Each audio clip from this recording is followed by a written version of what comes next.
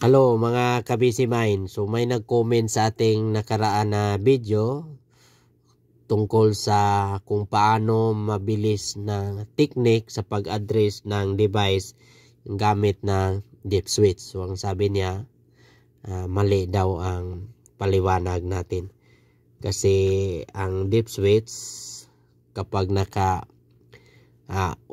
on position, yun ang pag-reading ng device.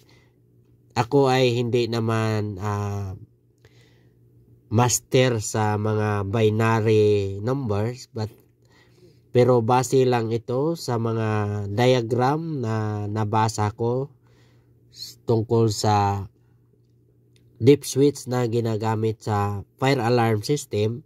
So ibahagi ko sa inyo ang konti kong kaalaman. So ang dip switch ng device na smoke detector, yun makikita natin yan, 1 to 8 yan. So ang video ko dati na upload, ang sabi ko doon ay ang pag-address ng device ay kailangan naka-off position ang dip switch natin. So binahagi ko rin ang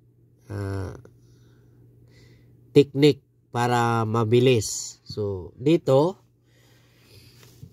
kung susundan natin yung table, matagalan tayo dito. Kasi napakaraming titingnan natin. Pero binahagi ko sa inyo ang mabilis na paraan.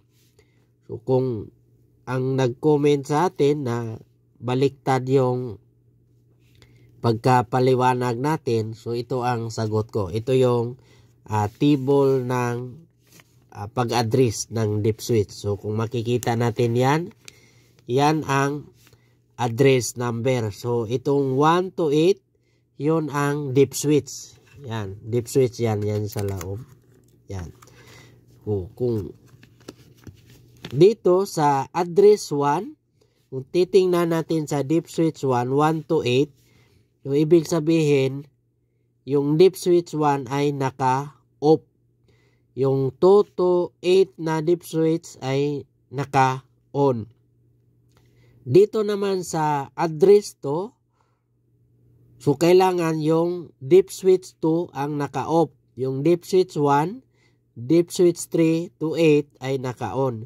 So kaya nga dito ko pinapaliwanag sa inyo na ang pag-reading ng device address kailangan naka-off position yung dip switch.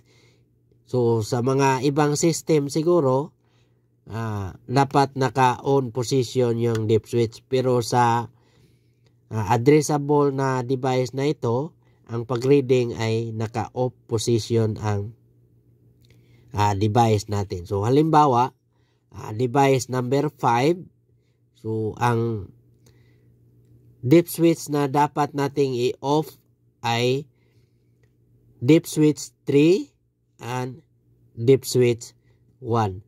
So sa hindi pa nakakaalam sa technique sa pag-address nito, kung walang table, ibig sabihin dito yung 1 na address, yung 2 na device, yung 3 equivalent yan is 4.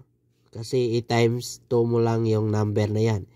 So 4, sa 4 naman number 8, sa 5 naman number 16, sa 6 na number 32, sa 7 na number 64, sa 8 na number 128. So hanggang 8 dip switch tayo, 128 yung total na device na yan.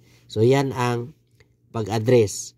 So halimbawa, kapag walang table na sinusundan natin, yung dip switch na gagamitin natin ay yung dip switch na may equivalent number. Halimbawa, itong dip switch 3, ang equivalent niyan is 4.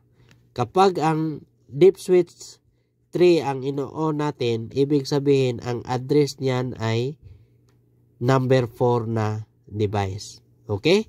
Kung may natutunan ka dito, paki-like at share. At huwag nyo nang kalimutan na i-follow nyo ako. Kung mayroon din kayong ideya tungkol sa mga deep switch na binary numbers, i-comment nyo sa baba para makapagbigay tayo ng kunting kaalaman sa mga baguhan at gustong matuto tungkol sa fire alarm. Okay? Bye-bye mga ka-busy mind.